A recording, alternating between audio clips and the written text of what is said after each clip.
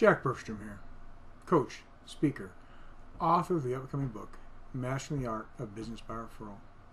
Last time I was talking about the rule of 8 and how you can start to predict when someone that you've just met will become a mutually beneficial referral partner for you.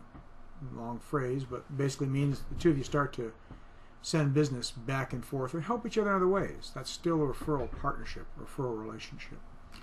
So going back to when I first started networking, I knew networking was the key. I was smart enough to know that in my business. And I was terrified of rejection. I had never networked in my lifetime, not even at a dinner party. I was socially awkward. I may still be a little socially awkward, but I'm pretty darn good at networking now.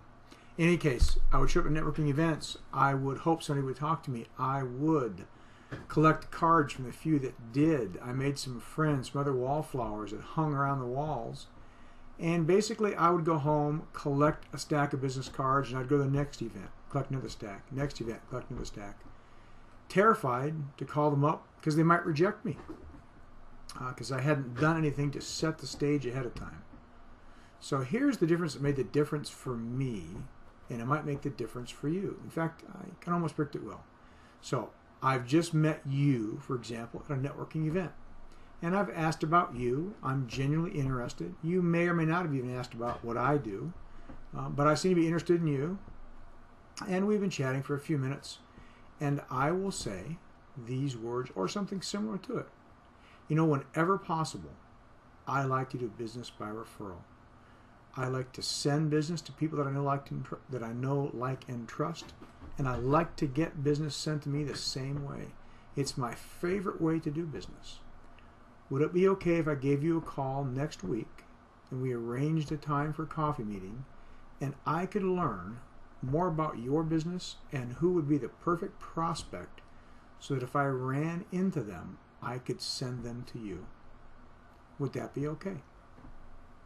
Now, when was the last time anybody ever said those words to you? Has anybody ever said those words to you?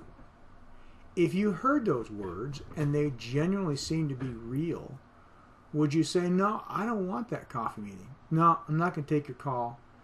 The reality is, you've never heard those words. You're going to be surprised and delighted to hear them.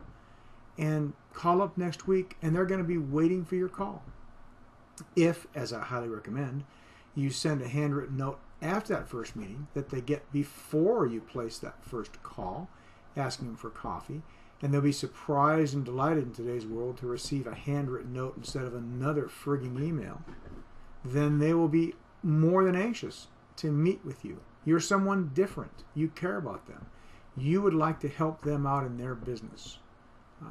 Try it. It works. It's like magic. The stack of business cards that I had, they never happened again. Or they never would have happened again if I had continued. So anyway, give it a shot.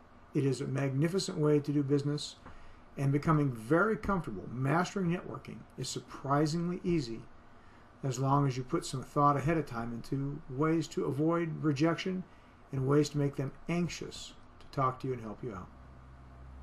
Wishing you all the best.